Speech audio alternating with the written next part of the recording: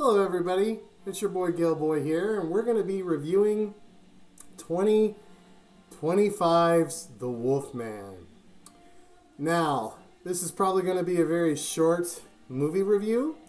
I wasn't intending on doing a movie review of this film, but being a big werewolf fan, I love werewolf films. The original Wolfman with Lon Chaney Jr. is, I think, one of my all-time favorite werewolf films. And then you've got Dog Soldiers, you've got Ginger Snaps, you've got The Howling, and The Howling 2, although I know that one's kind of a guilty pleasure. And even the movie Howl is a very decent werewolf film. And of course, that goes without saying, An American Werewolf in London. Now, the original 80s version, of course. The more 90s one with, what's that, the Glycerol, with Bush on the album for that soundtrack. That one's even another guilty pleasure. Now, not to waste too much time, I'm going to try to get this video review to be at least close to like 15 minutes. But anyways, let's go ahead and discuss The Wolfman. Now, this is, again, Universal's attempt to bring back the monster verse, or whatever you want to call it. They tried this with Dracula Untold. Then they tried it again with, The Mummy, the Tom Cruise one. And then they tried it with, I believe, The Invisible Man. And then this is the follow-up to that, being the same director for that. And this being directed by Leigh Manuel, I think is his name. Let me make sure I got that right here. Hang on, let me look in here. Yes, Leigh Whannell. Sorry if I apologize your name. Sorry I apologize your name. Sorry if I get your name wrong. But I do believe you owe all of us an apology for getting The Wolfman wrong. Now, we're talking about a werewolf movie without a werewolf transformation. Now, I know a lot of people have already given their 2 cents on this film, but seeing as how this is a horror channel and a much beloved channel that much beloves these kind of films, I thought, well, it'd be a disservice if I ignore it. And it seems that most of you did ignore this film, which was the right call. I'm going to go ahead and give my rating of I want to say 2 out of 10, if not a low 3 out of 10. And that's mainly because I do think that this film was filmed well, as far as camera angles, cinematography. It looks like, hang on here, let me zoom in here. So Stefan Duskalo was the cinematographer, and he did a pretty good job. Now, the actors, Christopher Abbott, Julia Garner, and Sam Yeager, I mean, they were given, the problem with this film is the script. The acting was decent, but the overall story was really, really bad. Now, let's talk about the story. So the idea of this family getting trapped in this house out in the middle of the woods, and they're trapped because there's a werewolf hunting them, and they inherited this property from their deceased relative. I mean, you've got a good story there, right? Well, you would be wrong. It sounds like it'd be good on paper, and perhaps if it was written better, it would have been really awesome. And this could have brought back the whole Universal monsters, but unfortunately, it did not. Now, I don't want to get into all of the politics of the film, but it seems that this film is trying to talk about generational trauma. Now, this seems to be, you could do that. You could make a film about generational trauma. The only thing is that you have to show the trauma. You have to show the abuse. This film literally starts out with a little boy waking up and going, "Oh my God, I have to quickly make my bed because otherwise my father will be mad at me." And then it proceeds to show them going out and hunting, and it's like, okay, well, They're obviously out in the outskirts of, I think this is supposed to take place in Oregon or whatever, or Maine or something like that. So there's clearly not a McDonald's around, so they have to hunt for their food. So yeah, you have to get up at a decent time to hunt animals so you can eat, okay? And then like it then shows like the kid, he's gonna go and grab like this mushroom, and the father's like, no, don't touch the mushroom because it's poisonous, and if you touch it or eat it, you'll die. Okay, so that's supposed to be trauma. Okay, so for us normal folks, that's called parenting. Okay, I was raised by my father, Gilman. And Gilman told me that it's always good to make your bed. Make sure that the moss is covering it and the seaweed blankets are all nice and snugged. And you got the nice clamshells for your pillows. And it needs to be neat and organized so that way when you come home from terrorizing the village, you have a nice place to lay down and you don't have to worry about making it.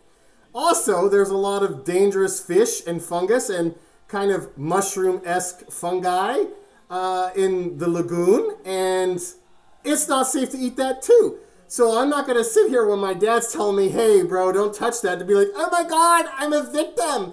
But I guess in this culture where we have to make up stuff to get offended by, this is abuse and trauma, right? And then, of course, when they're hunting, they do have a cool little scene where the boy is about to snipe the deer so they have something to eat. And, of course, he sees the wolf man in the scope.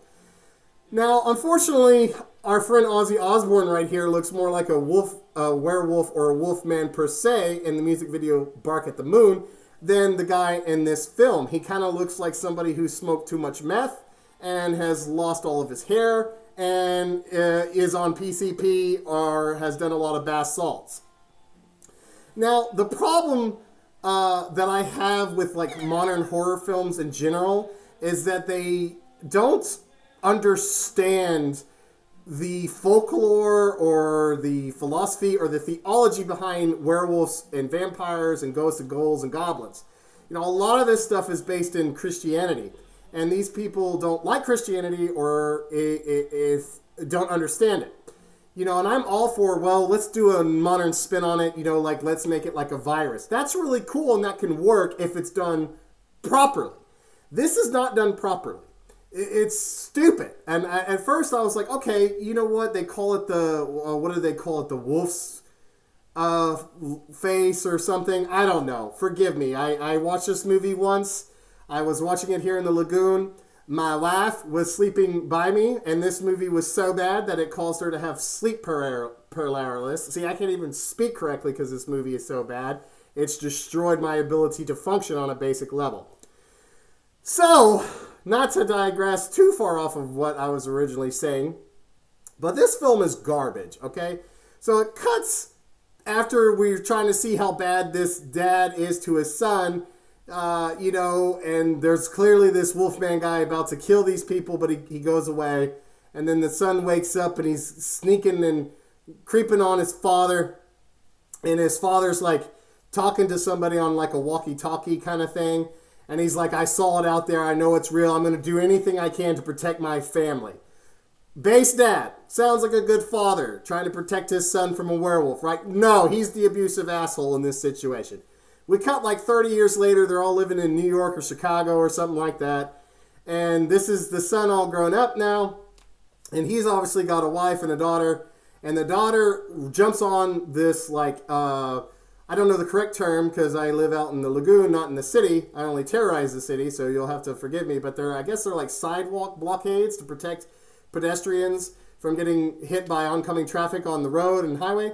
Well, this little girl jumps up on top of one, starts walking, and of course, what would you do as a parent? I'd be like, hey, get down. What are you doing? You could hurt yourself. She disobeys her father and keeps going, jumps down in front of this homeless guy, and he like grabs her, and it's got like really creepy, like, you know, go down that road vibes. And then like the dad's like, get away from her. And then somehow the daughter's like, you're mean. It's like you literally disobeyed him, almost went into oncoming traffic, almost got kidnapped by long legs. And then you're still the victim because, you know, he's going to get you ice cream. So apparently that's supposed to paint the dad as abusive. But in my reality, it's like, yeah, that's what I would do to my young Gill son or Gill daughter if they did that. And it cuts to them in their nice little studio apartment and everything. And it's kind of like, oh, his dad's sick or his dad's missing. And he gets official paperwork that his father is dead, basically. And so he's processing this emotion as his wife comes in.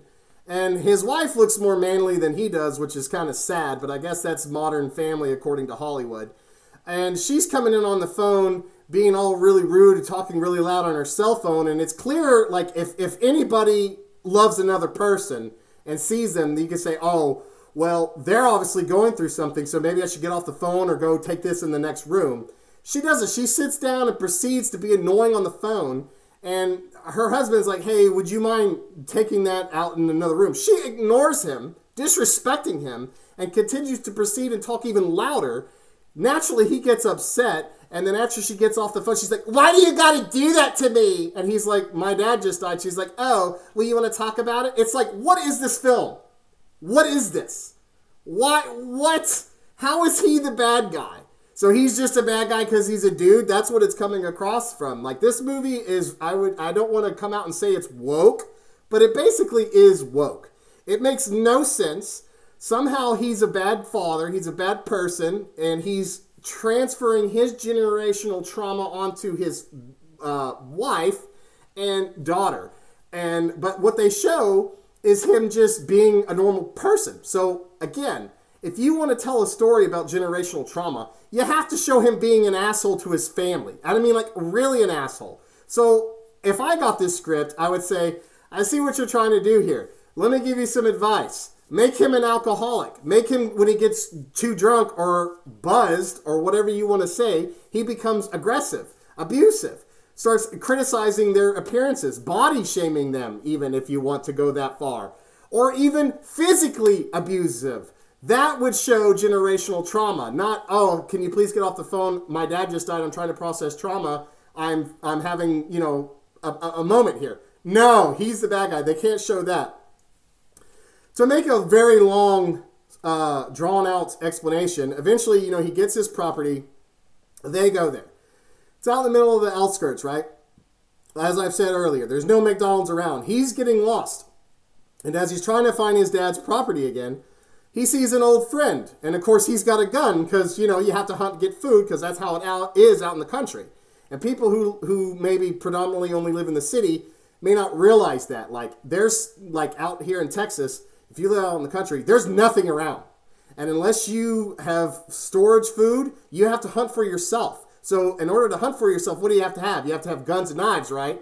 Well, she starts freaking out because she's like, oh my God, he's got guns. Guns are bad. We should ban them all. And I'm scared. And he's like, no, baby, that's my friend. She's like, I don't care. Okay, so in a normal relationship, if my girlfriend or my wife and we were out in the woods and we saw somebody with a gun, yeah, it might be a little weird, but I'm like, oh, that's my homeboy Jonathan. I'm pretty sure my girlfriend and my wife would be like, oh, cool, let's invite him in. Let's talk to him. You invite him over for dinner. No, he's bad because he has a guy friend that has guns. And then he gets in the car and then it's like this awkward dialogue with like, oh, she's really pretty. You're lucky to have a smart woman and a pretty daughter. And I guess they're trying to make it like he's a Deliverance style. But then they're driving and then there's this meth head, crackhead werewolf guy. And they crash over into the side and it's way over the top. Then the werewolf like claws to get him. And I guess in that scene, that's where he gets cut, even though they don't show him getting cut. So like they go into the house and the werewolf's following them. I'm like, okay, finally. And this is like an hour and a half in. This movie is way too long for how bad it is. And just to summarize it, the werewolf's trying to get at him, and then the dad's obviously infected, even though they don't show it. So it's kind of like, well, when the hell did he get bit? When did he get scratched? Is that a deleted scene that they cut because this movie is already going on too long? And they don't even show you the werewolf. And when they do, it's just like somebody who's on PCP or has taken bath salts and he's shaved his head. It's terrible. And the big twist is, guess what? The Wolfman is his dad. So they're doing a callback to the Del Toro Wolfman with Anthony Hopkins, but that film is far superior than this one is. So it's just embarrassing. And when he finally does transform, and I mean transform as in he doesn't transform and all of a sudden he just looks like he's a meth head, he's not even that mean to his family as a werewolf and they kill him. And then they finally escape, and it has this shot of like the mountain view and all this other stuff, right? And it's like supposed to be a callback shot to him and the father, and it's supposed to be the writer and the director being like, see, it's generational trauma, bro. Like, you should just let your kids do whatever they want and watch whatever they want and not discipline them at all, bro. Like, we're so, like, progressive. Fuck this movie, okay? Fuck this movie. It failed. I even consider not even reviewing it because it would just bring it into the limelight. Do not watch this film. You want to watch The Wolfman? Watch the original with Lon Chaney Jr. or watch American Werewolf in London or The Howling. Any one of those movies is better. Hell, She-Wolf of London is a better film. And guess what? There's not a wolfman in that movie either. There's not even a she-werewolf or a wolf woman in that film. It's just a schizophrenic chick that's killing people. That movie is more of a werewolf film than this. This looks like a wolfman. This is the greatness of Ozzy Osbourne at the Bark of the Moon music video. Really sweet little action figure I brought out to do this review because I wanted it to at least have something to do with a werewolf, because this one doesn't. Now, that's more or less the end of this review. As you can see, I'm kind of heated because I have a lot of passion for the Wolfman. I kind of watch that every October, and sometimes I save it for either October 30th or, the 31st Halloween itself. Thank God Robert Eggers is going to give us an actual authentic werewolf film. Nosferatu is great. I'm going to do my own review on that. It's definitely not 100% a perfect film, but it's perfect. And so I trust him to give us a werewolf movie because it's going to look like an actual werewolf from folklore. And if you don't know what actual werewolf looks like in folklore, then get ready. It's going to be gruesome. It's going to be grotesque. Even Robert Eggers himself has said it's the darkest thing he's ever written. I cannot wait for it. And it seems like he is single-handedly bringing back gothic horror and universal monsters. He's given us the true representation of a vampire with Nosferatu. And it seems like later this year on Christmas, he's going to give us a true representation of a werewolf and werewolf.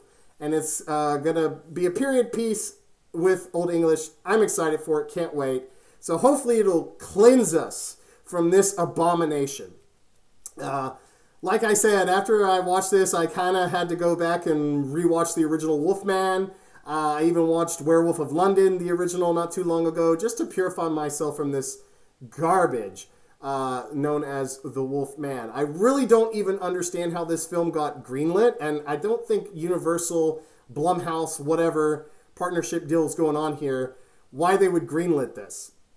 Now, I did see some concept art from the concept artists that originally it did kind of look more like the Wolfman from the original. They should have gone with that. That would have at least been cool to see. Like, you could see, like, oh, at least it looks like a werewolf, right? So, in conclusion, the movie Werewolves, which I may end up doing also a review over, is better. Because at least there's actual werewolves in that film. Now, that film has its own problems, and like I said, that's a whole nother video in of itself. But at least you get some really cool werewolf transformation scenes. You get some badass werewolf action. It's got gore. It's kind of, over-the-top fun. It's kind of like The Purge, but with werewolves, with a really B sci-fi level plot, except the movie is kind of aware that it's bad. This movie is like, oh, bro, it's a fine art film, bro. Like, it's so deep and it's so progressive and it's just garbage.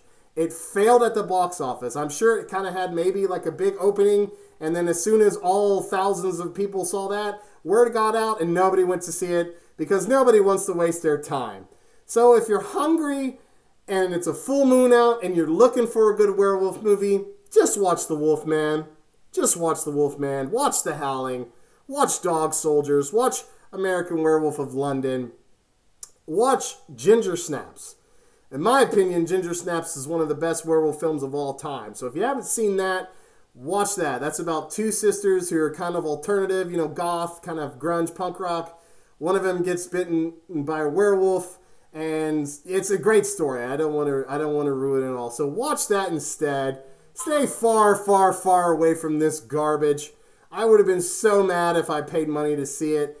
It's just this extremely underwhelming film. You could tell the actors are doing everything in their power to make it good. But as usual, Universal doesn't know what they're doing.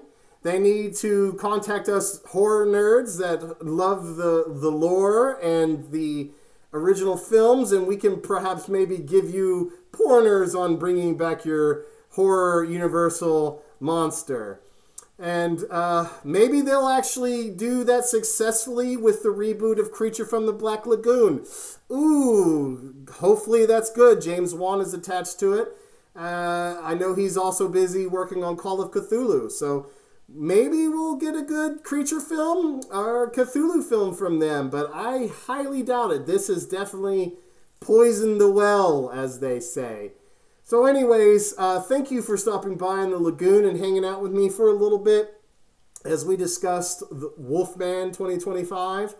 Yeah, I think I'm going to definitely, even just talking about this film, makes me just want to go and do a new video segments that I'm about to start doing very soon, where I'm going to do retro movie reviews, and they're going to be a deep dive into those films, like the making of them, the history of them, all the kind of cool fun facts that you all like during our Hammer Horror streams. But those are going to be like 30 to 40 to maybe even 50-minute long videos in a separate part of the lagoon. They will be movie reviews, but it will be categorized as something else, so look out for those in the coming weeks. I have a few other movie reviews coming later on in the channel. I will be doing Nosferatu movie review, as well as Hellboy the Crooked Man. So look out for those. I hope you've enjoyed your time, and it's been good seeing you all. But unfortunately, I have to go and terrorize the city once more as Gill-boy. So until then, y'all have a good one. Bye. Stay spooky, stay salty, and always bark at the moon. Ah!